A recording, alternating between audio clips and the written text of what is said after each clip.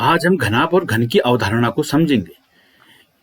2 dimensional में और 3 dimensional में घनाभ और घन कैसे हम बनाते हैं, क्या अवधारणा घनाभ और घन की है, घनाभ के फलक कितने होते हैं, घनाभ के शीर्ष कितने होते हैं, घनाभ की कोरें कितनी होती हैं, ये सब आज हम इम्पोर्टेंट पार्ट जो हैं घनाभ के, मुख्य फलक जो हैं, वो हम जो मुख्य भाग हैं उन भागों के बारे में आज हम पढ़ेंगे जियोजेब्रा सॉफ्टवेयर में। तो घनाभ और घन, तो फर्स्ट में घनाभ के लिए हमें क्या करना पड़ेगा, घनाभ अथवा घन है तो उसके लिए लेंथ भी, उसके लिए ब्रेड्थ भी, उसके लिए हाइट भी, लंबाई चौड़ाई ऊंचाई तीनों चीज देनी पड़ेंगी। तो हम फर्स्ट स्लाइडर लेंगे।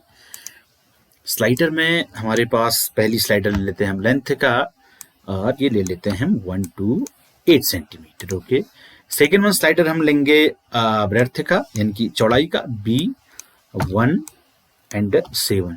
Okay, and third one slider लेंगे हम हाइट का 1 to 5। ओके, ये 3 स्लाइडर्स हमने ले लिए, लेंथ के, लंबाई के, चौड़ाई के और ऊंचाई के 3 स्लाइडर हम ले चुके हैं। इसके बाद हम लेंगे 4 पॉइंट। ओके, 4 पॉइंट हम लेंगे। A is equal to 0,0,0, ठीक है, and then B is equal to पहला लंबाई का 0,0, ठीक है, और अगला पॉइंट C हम लेंगे 0, चौड़ाई, 0, इंटर, एंड D पॉइंट हम लेंगे लेंथ, ब्रेड्थ, 0। तो 4 पॉइंट ले लिए। अब हम इसको रिनेम कर सकते हैं। D पॉइंट को हम रिनेम कर लेते हैं, इसको हम ले लेते हैं C। ओके, और इस पॉइंट को हम रिनेम कर लेते हैं, इसको हम लेते हैं पॉइंट D। ओके, तो 4 पॉइंट हमारे हो गए। इसके बाद हम इनको मिलाएंगे, पॉलीगॉन लेंगे, A B C D, A B C D, ठीक है। अब इन पॉइंट को नीचे ले लो, A B C D, ये हमारे पास कितने पॉइंट हो गए, 4 पॉइंट हो गए, ठीक है।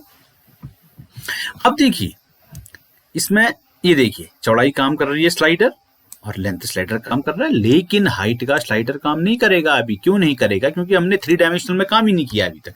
अब हम 3 डायमेंशनल में जाके इसको हम एक्सट्रूड टू प्रिज्म करेंगे। यहाँ पे क्लिक करेंगे तो हमसे एल्टीट्यूड मांगेगा। एल्टीट्यूड मीन्स हाइट, ऊंचाई। तो हमने कितनी ली है, h ली है, तो हम यहाँ पर h रखेंगे। ओके, ये देखिए, तो अब हाइट वाला स्लाइडर भी काम कर रहा है, ठीक है, चौड़ाई वाला स्लाइडर भी काम कर रहा है और लंबाई वाला स्लाइडर भी काम कर रहा है। इतना हमारा हो गया, ठीक है। इसके बाद हम क्या लेंगे, अब इसके फलक हमने खोलने हैं, 6 के 6 फलक खोलने हैं। हमको दिखाना है कि ये 6 आयताकार फलकों से मिलकर बना है या 6 वर्गाकार फलकों से मिलकर घन बना है। तो उसको खोलने के लिए हमें क्या लेना पड़ेगा, half of length, half of breadth,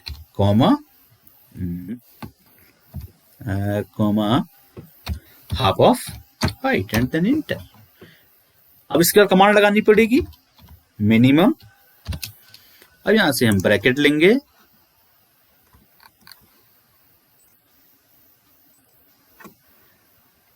ये यहां पे वही half of length, half of breadth, half of height, enter. Okay, half of breadth, E is equal to minimum L/2 B/2 S/2 हमने लिया। इसमें कमांड लगाने पड़ा। अब ये अभी फंक्शन काम नहीं करेगा, क्योंकि फिर हमको 3 डायमेंशन में जाना पड़ेगा। 3 डायमेंशन में जाने के बाद हमें यहाँ पर नेट वैल्यू लगानी पड़ेगी। हम इस पर नेट करके इस जो क्यूबॉइड है इस पर हम क्लिक कर देंगे। तो ये देखिए, ये काम कर गया आपका ये। तो इसी से हम क्या करते हैं, 6 के 6 फलक इसके खुलते हैं और बंद होते हैं। तो इतना हमारा था कि हम क्यूबॉइड और क्यूब जियोजेब्रा ऐप में कैसे बनाएंगे। अब हम इसके आगे घनाभ के जो मुख्य भाग हैं, फलक, शीर्ष और कोर, उसके बारे में हम पढ़ते हैं कि वास्तव में कैसे ये होगा। इसके लिए पहले हम इस अलजेब्रिक व्यू को घटाते हैं, ठीक है, यहां से हम इसको क्लोज कर देंगे और इसकी एक्सिस हम हटाएंगे, इसकी ग्रिड हम हटाएंगे और इसको हम नीचे को मूव कर लेंगे। यहां से हम क्या करते हैं, पहले इससे कलर चेंज कर लेते हैं, सेटिंग कलर, इसको हम ये कलर दे देते हैं तो जो कि दिखे हमें, ये कर लेते हैं। इसको हम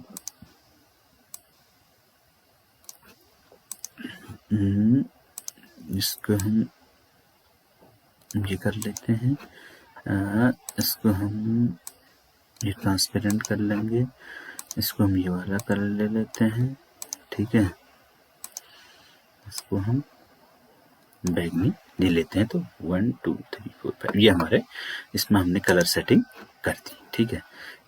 इसको हम नीचे को ले लेंगे। उसके बाद एक्सिस को हटा देते हैं और प्लेन को हटा देते हैं, तो कहीं पर भी इसको हम ऐसे मूव कर सकते हैं। अगर मैं इसमें खाली इसको मूव कराऊं, आपको दिखाऊं मूव करा के, ये देखिए, तो ऐसे हम इसको मूव कर सकते हैं। तो बच्चों को दिखाने का एक तरीका। अगर हम इसकी स्पीड कम कर दें, अगर मैं इसको जो है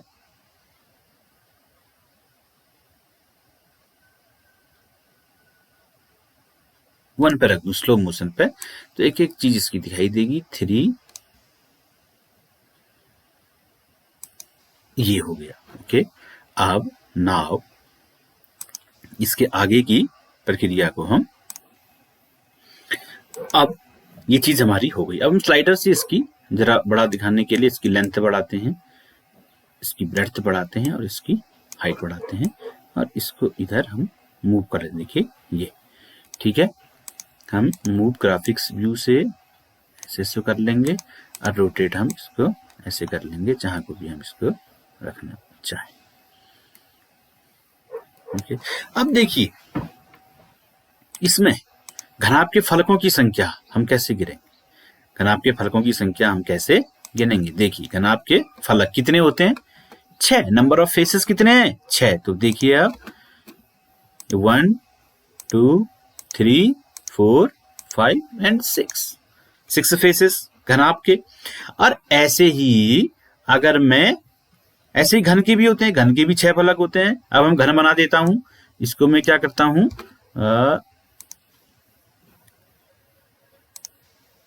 ये हमारे कितने दिखाए थे मैंने आपको,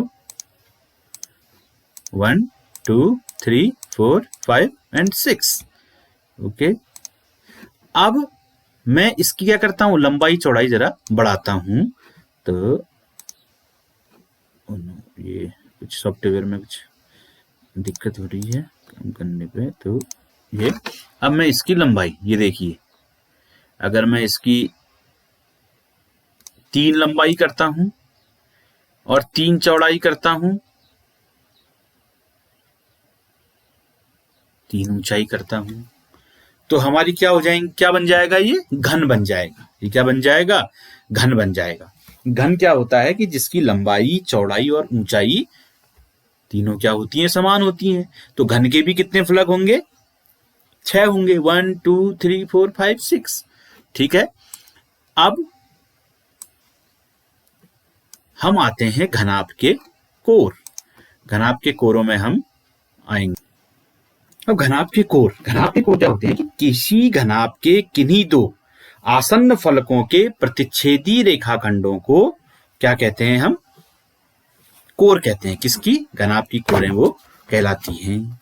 किसी घनाभ के किन्हीं 2 आसन्न फलकों के प्रतिच्छेदी रेखाखंडों को, ये आसन्न फलक है ना, इनके प्रतिच्छेदी रेखाखंडों को क्या कहेंगे, हम घनाभ की कोरें कहेंगे। अब देखिए घनाभ की कोरें गिनने के लिए मैं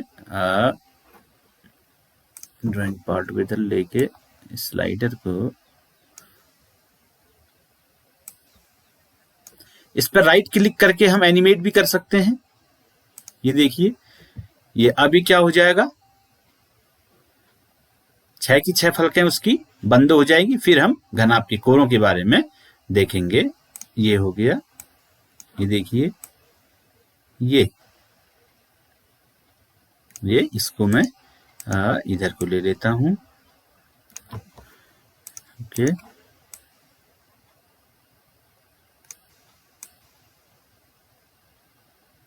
सेटिंग कुछ इसमें शायद कितनी हो रही है,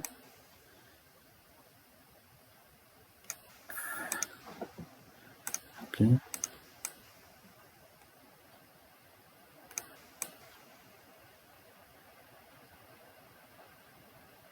ये इसको हम ऐसे मूव कर सकते हैं, इसको हम ऐसे मूव कर सकते हैं।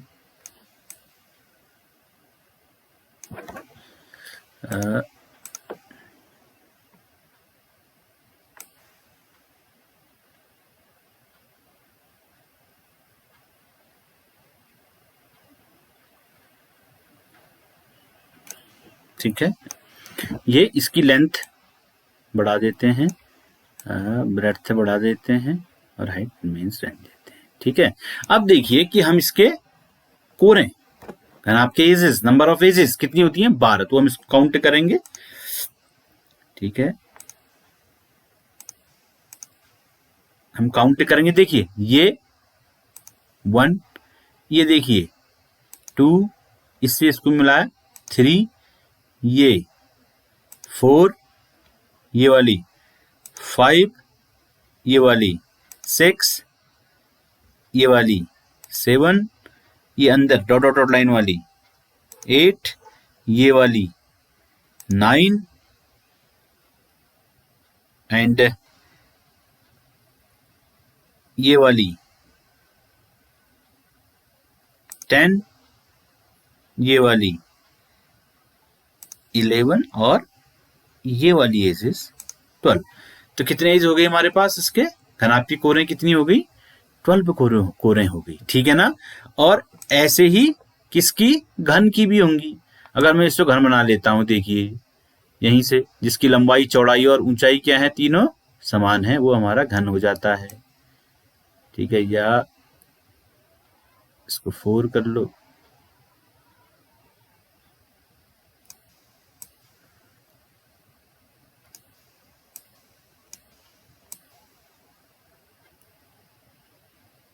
ये 3.5 3.5, तो ये इसकी भी कितनी है, हमारी 12 एजेस हैं।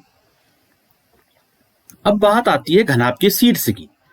तो किसी घनाभ के किन्हीं 3 आसन्न फलकों अथवा किन्हीं 3 आसन्न कोरों के प्रतिच्छेद बिंदु को उस घनाभ के शीर्ष कहते हैं, या उस घन के शीर्ष कहते हैं। इसको हम खोलेंगे शीर्ष ज्ञात करने के लिए। अभी इसमें ड्राइंग ऑप्शन लगा है, तो इसको हम यहाँ से क्लियर करते हैं, इसको हम खोलेंगे, एनिमेट करेंगे।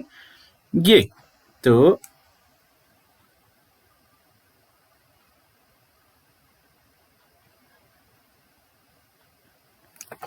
क्या थी घनाभ के शीर्ष की परिभाषा, कि किसी घनाभ के किन्हीं 3 आसन्न फलकों के, अब फलक किन्हीं 3, ये देखिए 1 2 3, ये फलक हमारे 1 2 3 4 5 6, और ये किन्हीं 3 आसन्न कोरों के प्रतिच्छेद बिंदु को घनाभ के शीर्ष कहते हैं।